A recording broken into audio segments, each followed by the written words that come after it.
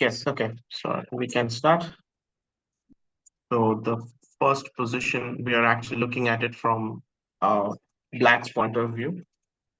So question is very simple. How would you like to proceed as Black? What sort of plans you can make?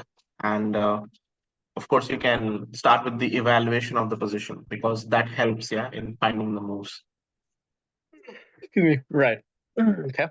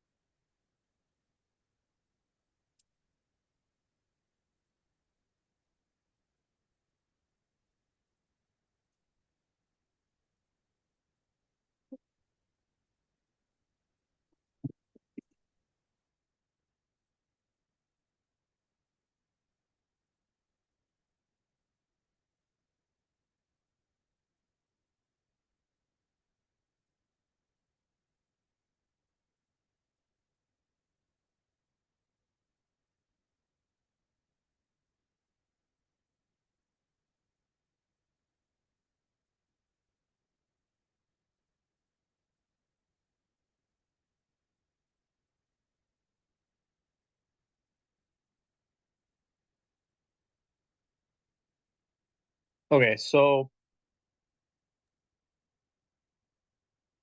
I think that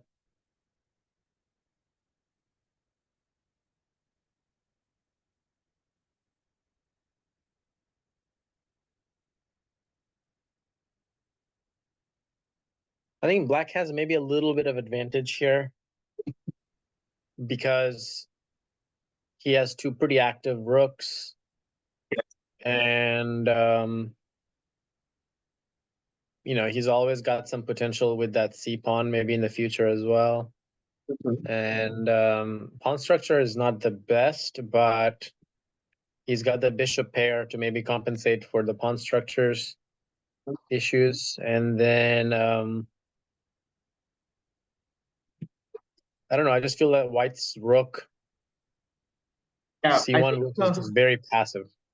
I actually think for about the pawn structure that you mentioned. So I think double bishops do compensate, and another bigger factor is somehow that the pawns are placed in such a way that they are kind of restricting the knights. Yeah, Hmm. like somehow the knight is not able to get into the game well very comfortably. I mean, yeah, of course it might have some rerouting routes, but it's not just so easy, yeah, to get to some good squares with the knight right now. Right. So that's definitely one thing. About the active rooks, I think white also has this rook active, but white can never coordinate the rooks. Yeah, black's rooks definitely appear more coordinated. I mean, they can either come here or even this guy can come here for some defensive purposes if necessary. Right now, it's not possible Yep. because the bishop is hanging, but okay, maybe in the future if necessary. So black Yes. does Yeah. have some sort of an advantage in this one, but what else? I mean, how to proceed? Uh,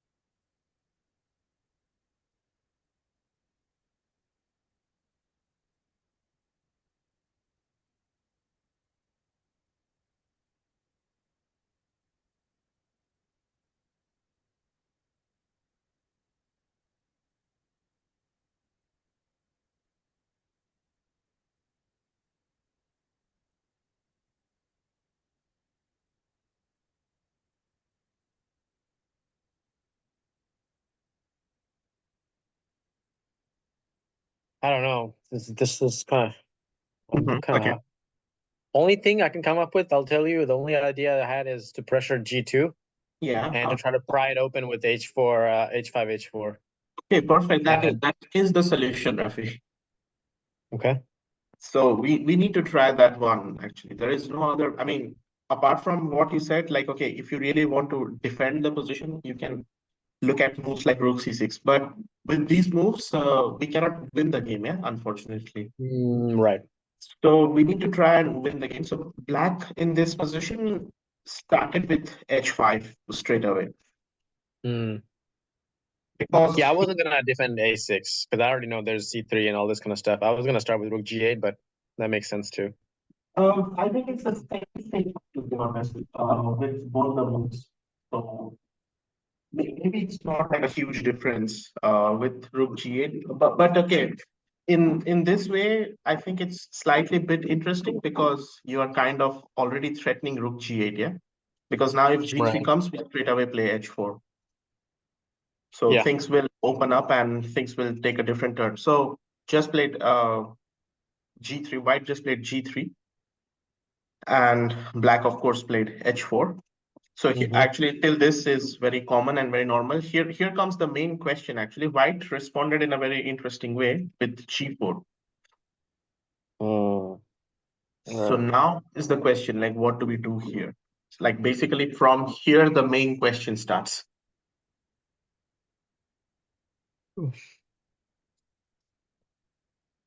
So how do we progress from this position?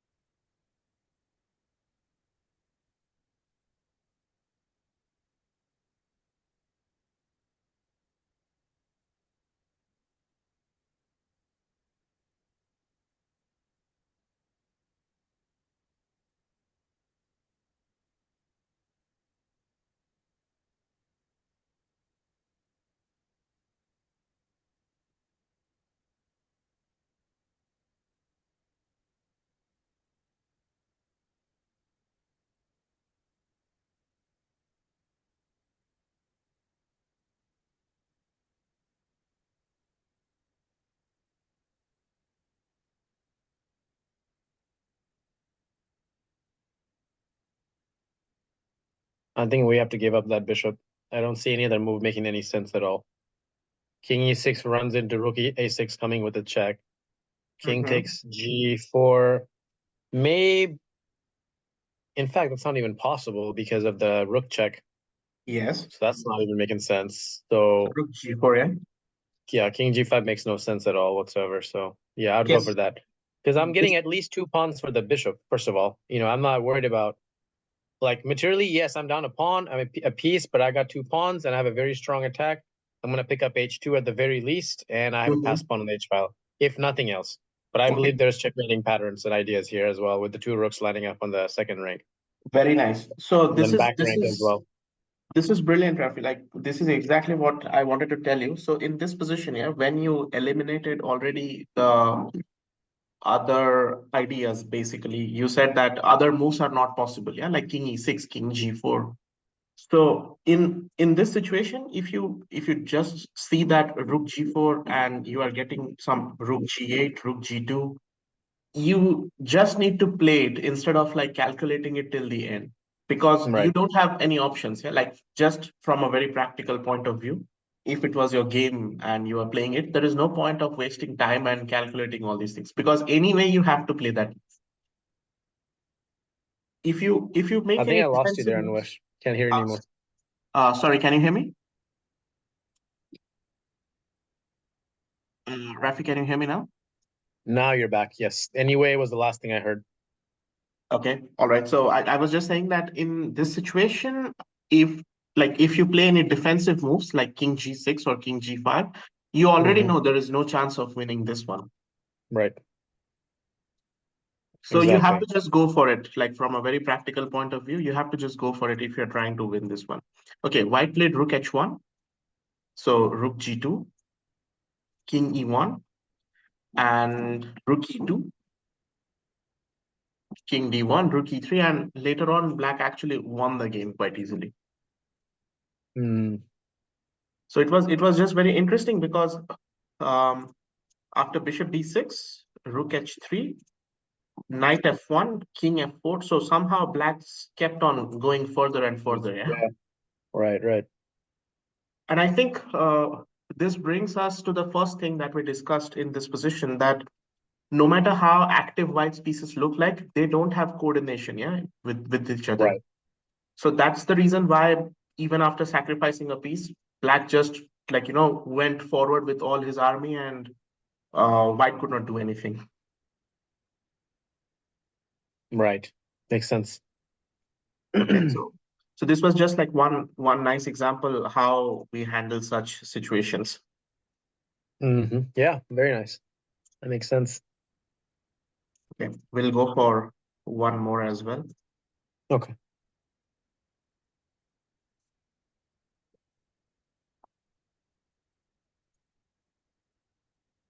Let me just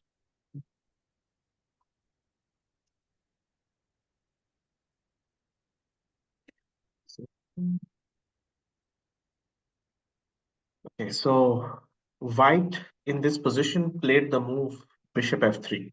So we have to look at it from black's perspective. So what should we like? How should we proceed in this situation?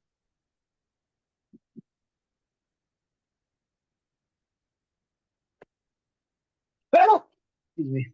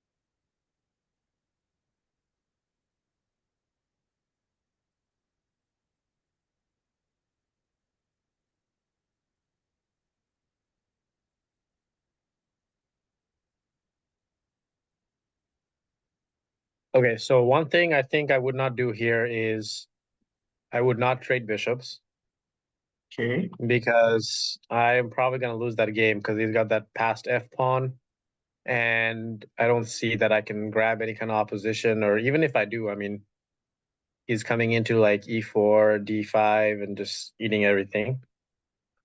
And so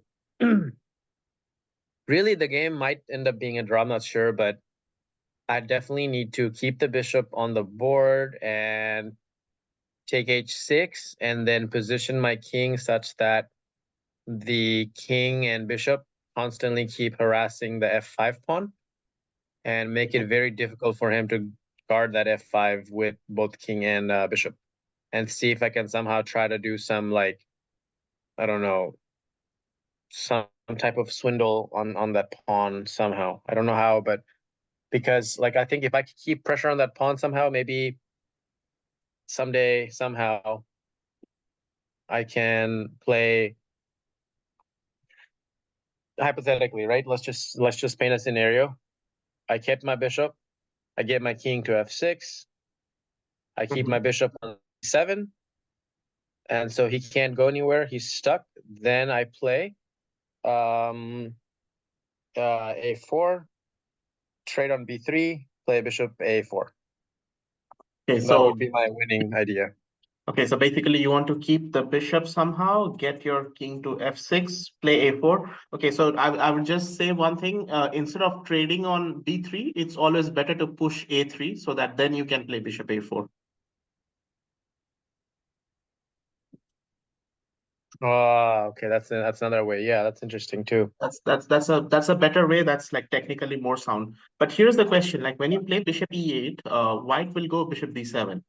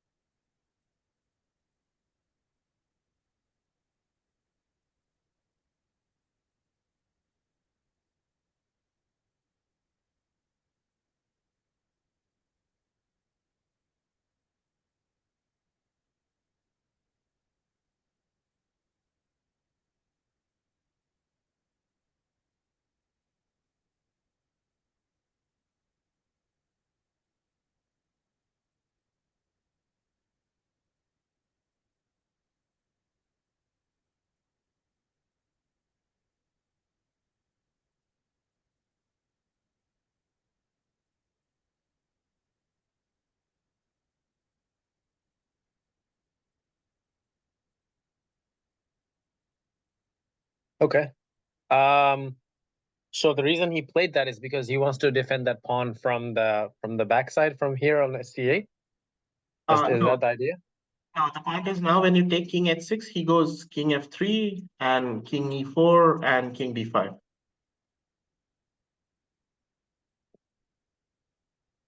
Hmm, I see.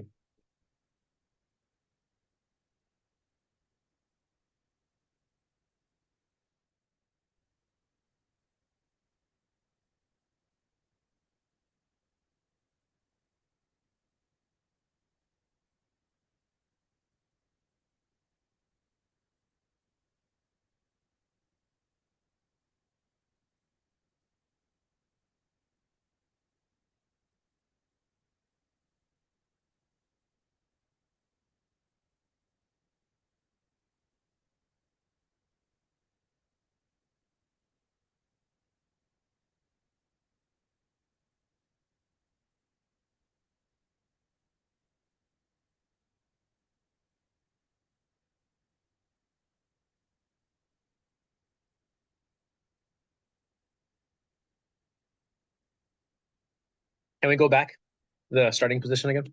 Yes.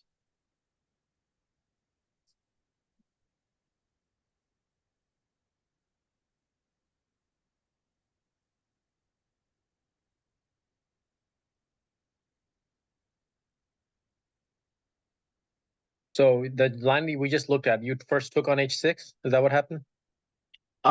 Yes. I mean, we were checking at bishop e8, and white was going bishop b7. Well, I don't have to bring the bishop back this early though, right? Can I just not start by taking the pawn first? King f6. Huh? Yes. So this is the king for endgame that we have to evaluate, right? Like king f3. Oh, sorry. Wait. No. I can't do that. I mean, you I can check it. Like this is another variation that we need to calculate. If you want to exchange bishops, if you want to keep bishops, that's a different thing. Yeah, first let me check just keeping the bishop, because Intuitively taking exchanging doesn't feel right for some reason. But I mean, I'm just gonna go off of like intuition first, and then I'll drill into each of the lines specifically. So right now, my intuition tells me keep the bishop. So if I play bishop e8, bishop, you played b7. I took. You played king f3, king g5. You played king e4. Okay. So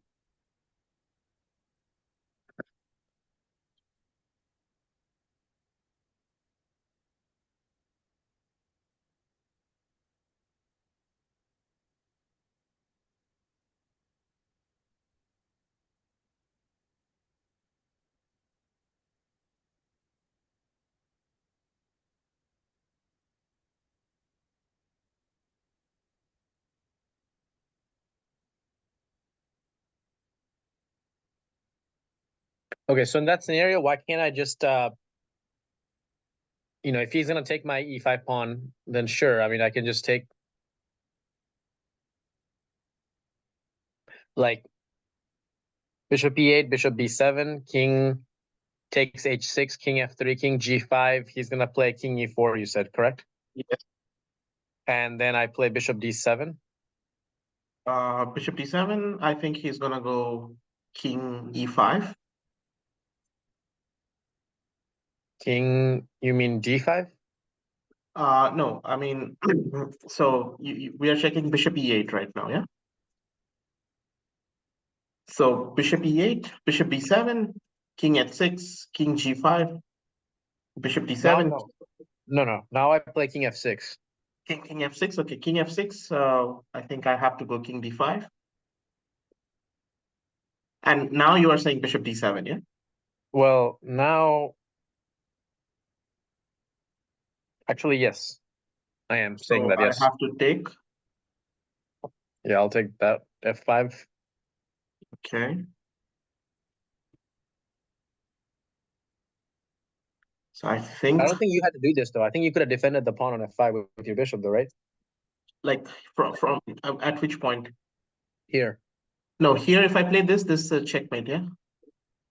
Oh, I didn't even see that. Okay, yes. So I will, I mean, I have to play this. So this, and now I have to figure out what's the, well, how, I mean, it's basically like a counting situation. If I can push. So here, okay, black looks a bit quicker, yeah, in this situation, I would say. Okay, so let me have a look at this position. So this, okay. I have to basically think if I can manage to get something. Um,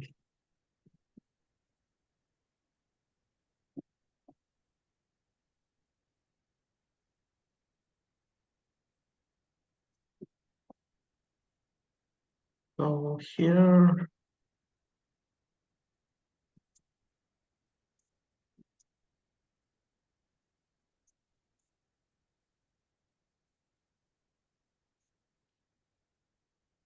yeah, I actually think Rafi, this idea might work here.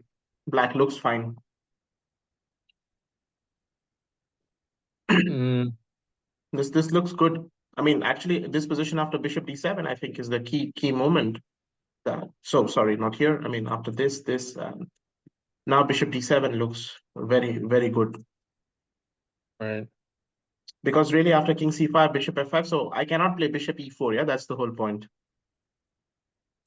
If you do, then yes. I mean, yeah, I'm gonna be way faster, right? Yeah, you're definitely faster. So if I play king b6 or something, you just take, Mm-hmm. and this already looks winning to me for black. Right. Because if I start picking up pawns, I think this is going to be way much faster, yeah? Correct.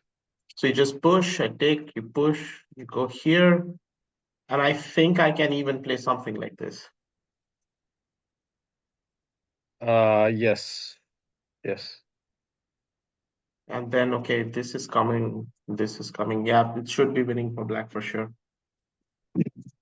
Very nice. So the other variation which also we can evaluate is this one, the king pawn endgame, which will be something like this. And I think now king f4. which also looks winning to me, by the way, for black. Although I think it's gonna result in a queen pawn endgame, if I'm not wrong.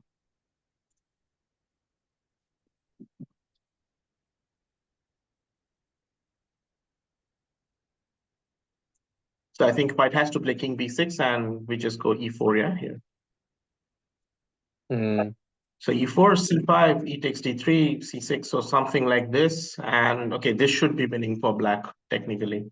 But yeah, I think your way is much more simpler, yeah, with the bishops on the board. yeah. Can we double check them within just to make sure? Yes, let's just check with the engines. Bishop f3. Okay, the computer is suggesting king at 6. So we were looking at bishop e8, bishop b7, king at 6, king f3, king g5, king e4. Wait. Why did the evaluation just change suddenly? What did just happen? It was at like 0.4. Go back. Where? Uh,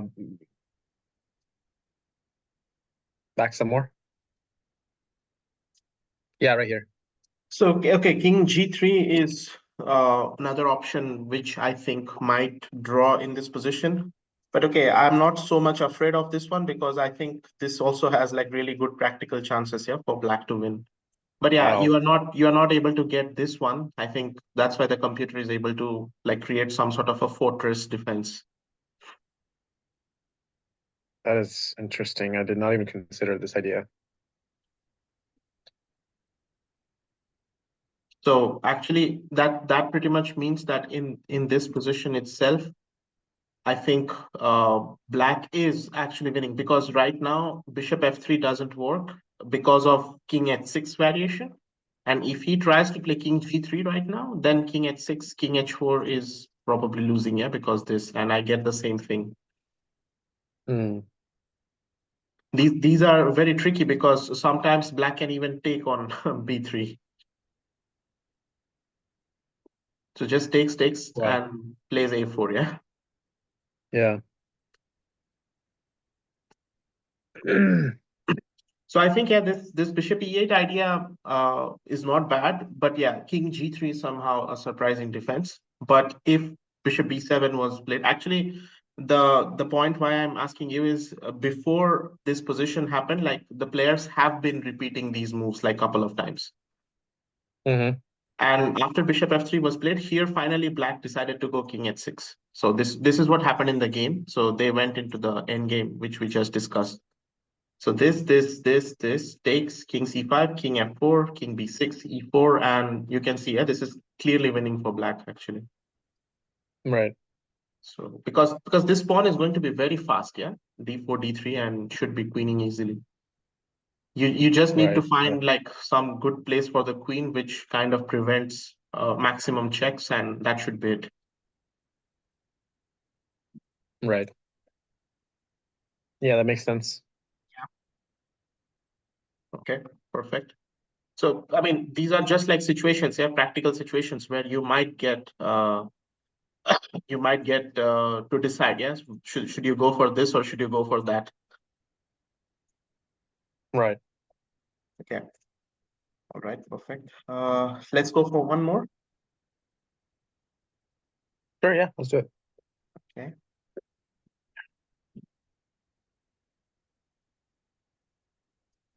okay. So in a complex position, let me just flip the board. So you can see it's a very complicated position, yeah, and like many things can happen here. So here, black played knight g6, white goes queen f7, knight f4, and queen f5. So this is what happened in the game. And now we have to decide like what sort of decision should black take. So should we exchange the queens or should we keep the queens? That's the main question here. So if we exchange the queens, what sort of positions we try to get into? And if we keep the queens, what sort of like positions we try to get?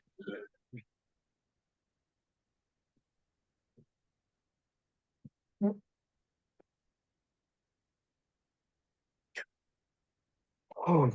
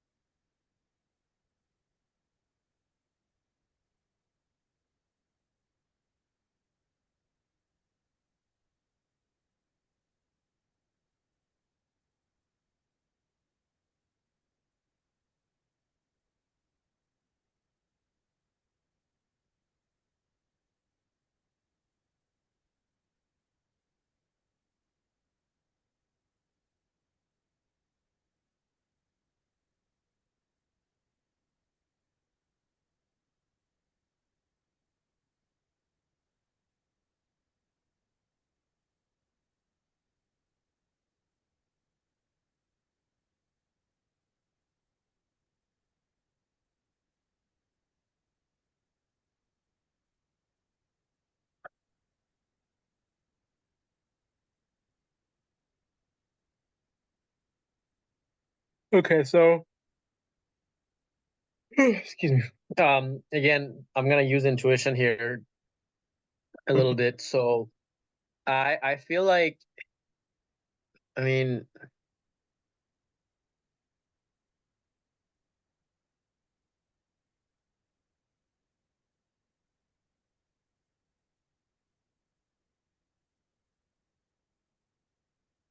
I really think we should trade queens here because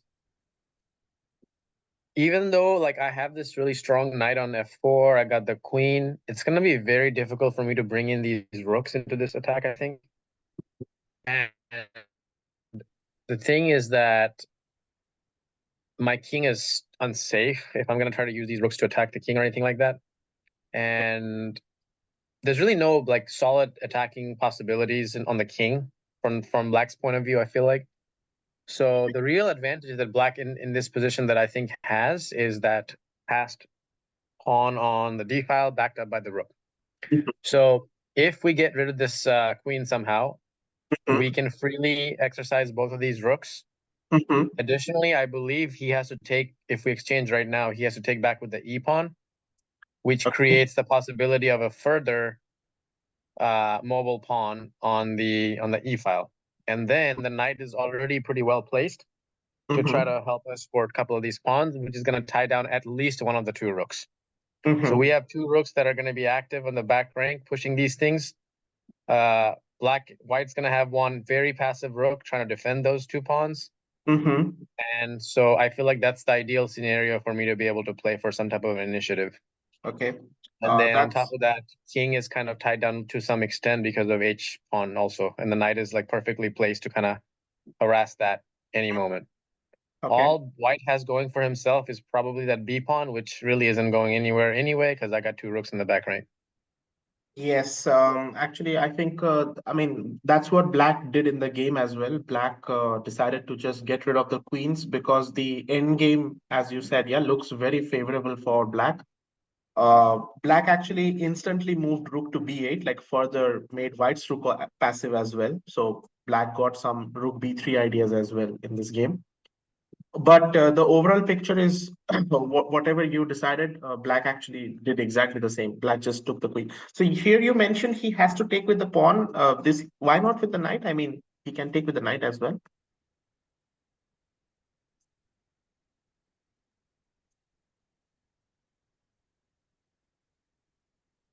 I was just thinking it drops the h3 pawn. But is there a tactic or something like he's gonna take a g7 or something?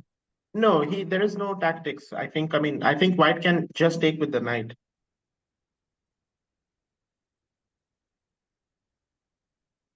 Right. So I'm saying like I see what you're saying. So like taking with the e pawn doesn't really help protect h3. Yeah, exactly. Right. In that case, yes, he would take with the knight. Obviously, I don't know what I was thinking. Yes, correct.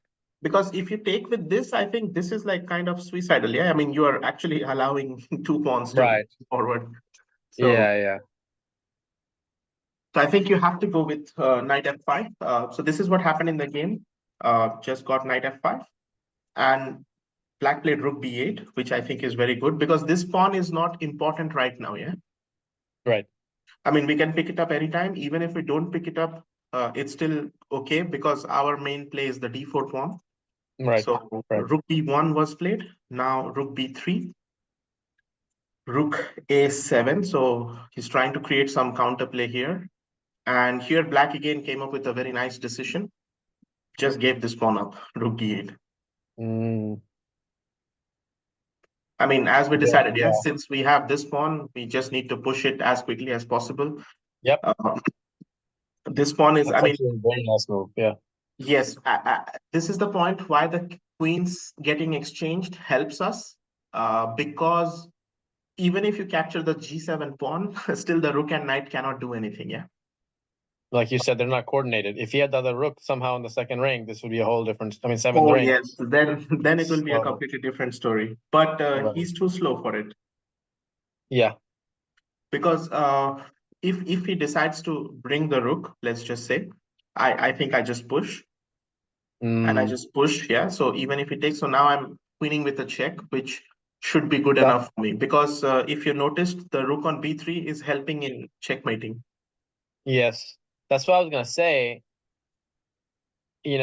I thought that white doesn't even need to protect that b2 and just should try to go for this idea right away. Definitely, definitely. Actually, rook b1 seems not so good, like not at all important in this position. You're giving up a whole rook for one pawn in an endgame. I think I wouldn't play that move personally, I think.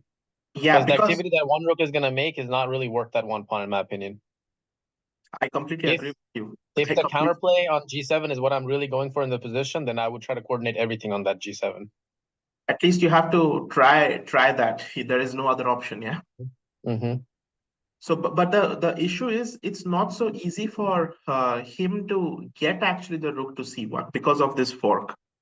Mm-hmm. That's the So problem, yeah. that's the bigger issue in this situation. Maybe that's the reason why White decided, okay, I should just defend it. Mm, But yeah, it completely did not work out. So we'll just see. So I mean, basically that's the issue here as well. Yeah, with rook c1, I can always go knight e2. yeah. So after rook d8, I mean, this is a very cool move. Like just give up the g7 pawn as if it's nothing is happening there. Yep. So rook takes g7, uh, d3, king f1, d2, rook d1, and now the rook on b3 again proved very useful. Just rook h3. So you can Mm, actually notice that black's knight on f4 is proving brilliant. White's king is in some sort of a stalemate, yeah, in this situation. mm-hmm. And now, unfortunately, the rook on g7 has to be stuck because of the rook h1 threat constantly. Mm-hmm. So you have to be here, and black is just threatening rook c8, rook c1, because now this rook is tactically free. You cannot take the pawn. Yeah, there is still a back rank checkmate. Yep. That's right. So now I think it's already kind of game over. So here, white tried rook g3. Obviously, we should not exchange the rook, yeah, because then he like kicks our knight away from Right. f4.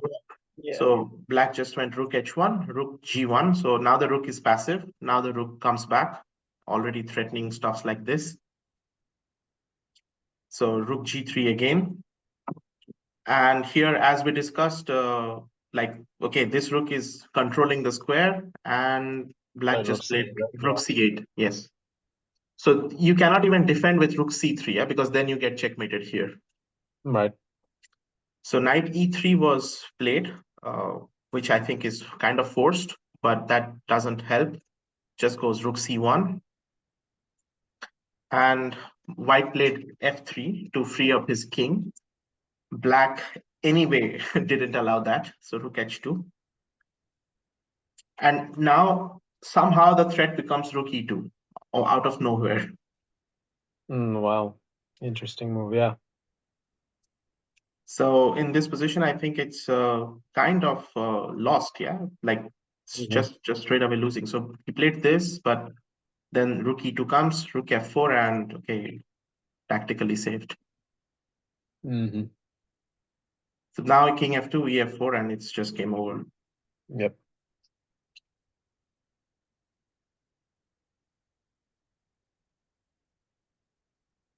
So now it's just like okay, So I was gonna say, yeah, you can't even take the pawn because you're losing the knight too. yes, For a second, I thought maybe he would have the rook and the knight, but nope, not even that. Knight's gone too. yeah, it's nothing. So you can't like do anything. Everything is gone. Makes sense. Yeah, but just to like give you like a computer evaluation here, computer actually somehow manages to calculate, obviously, with all the threats, and he decides that black can even play queen h4 in this position, which is still winning for black. I mean, you don't have to go into an endgame. You can keep the queens as well and still like play for a win very easily here. So basically, the computer is saying that white's queen, knight, and rook are still not enough to do anything. Although the computer is exchanging the queens after a move. So basically, after king h2, computer goes rook b8, and after queen g4, he is happily taking this. Mhm. So it's a bit strange. I mean, if I would just look at it from a very objective point of view, I would definitely not want the h3 weakness to disappear. Yeah, just like that. Right. Yeah.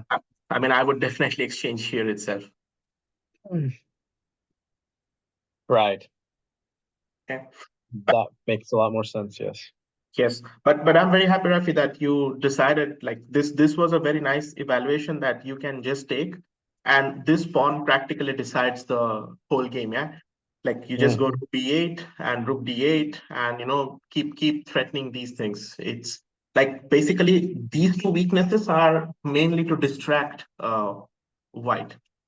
Mhm. So yeah, Exactly. Yeah. kind of good. Okay, perfect.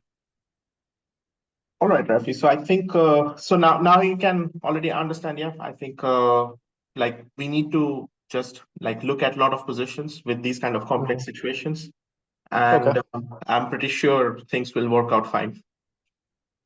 Yeah, man. Sounds good. These are very good. I think I'm Yeah. definitely getting some new ideas out of these. Yes. Each So one is a definitely. new idea for me, for sure. I've never seen a lot of these concepts before. Yeah, yeah. That's why I said like we can like keep working on these kind of complex end games because what happens is sometimes, especially I know the openings that we play, like we have decided to play. From there, we get positions where we end up in situations like this. Yeah, we cannot always keep queens, so we need to. I mean, at least we need a proper evaluation system. So that's why Sure. this is pretty helpful. Right. Okay. Okay. All right, Rafi. I think we can finish for today then. Okay. Okay. Cool, And man.